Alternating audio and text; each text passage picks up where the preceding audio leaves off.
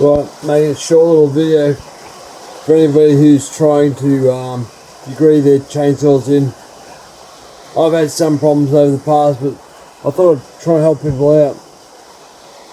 These little clips here, that big one, that one there, I cut that, or cut one of them, and put it on the end of the wire, and cut it with the tin snips. That gives you a point, makes it a lot more accurate. So after I did this, I redegreeded my chainsaw, and I was surprised. The exhaust was 99, now it's 101. Hang on, then it was 101, that was after pouring it. Now it's actually 95. So looking at the wire from a distance or an angle, it's not good. The intake was around 80, 81. I thought it's actually 78, so I'm going to have to fiddle with that. But the transfer timing is 124. But what I want to show, it's not easy. But these saws have a defect. I got some light going in there. So piston goes up.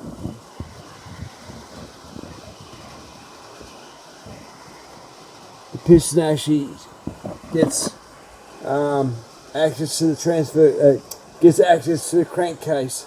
That's not good. Look at the gap. So I'm going to take the base gasket out.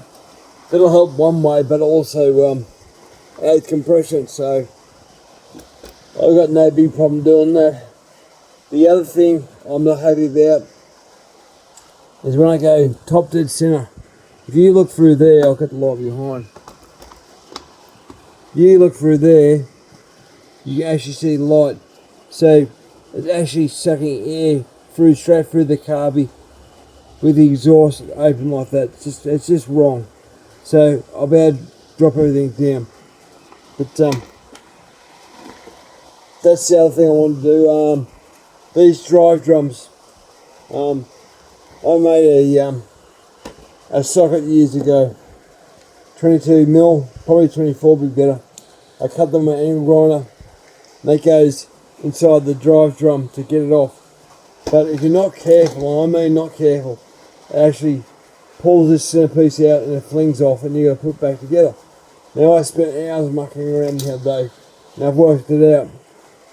Get big vice grips, clamp it about there, put in your vice, clamp it there,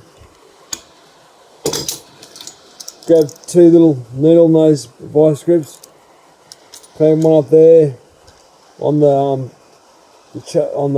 clutch, one there and one there, and pull the top one on first, get it back in place, keep these clamps on, then you get the big one and pull down and clip it on. You should be able to get it on, no problem. But that worked out good. The other thing too, I watched the guy put a 372 Carby on a XP Carby on one of these saws, and I mucked around. I managed to get it on, but I wasn't impressed because of the piston. But how you do it is get a painter's pole, one of those extendable poles from your hardware shop. This is the inner one. Cut a little piece off, not much. Say what, 5 mils, only half an inch. That goes inside the intake manifold. Push that down. Don't put the locking collar back in because it won't fit.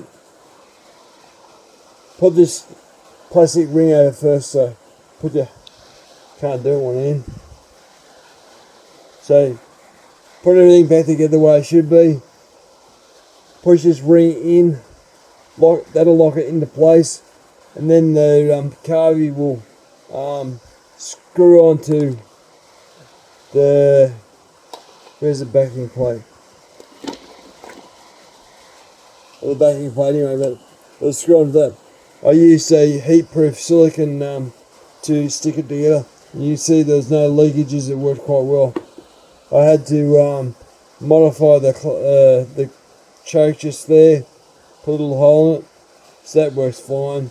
Fuel lines are the same. I had to cut the back of that Carby to fit because it was hitting the intake manifold.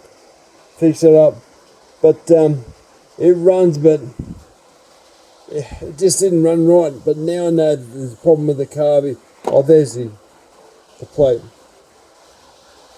Which side? I'll see this side. So put that on, feed your intake through it. That'll stick through that plastic bit there. You bolt your Carby on, follow your nose, you'll be right. And we'll see how we go with that, but that's the biggest thing. Timing wheel, can put a point. Make sure you get it right so you can see and clearly write down. Don't be like me, clearly write down what you have to. Anyway, thanks for watching.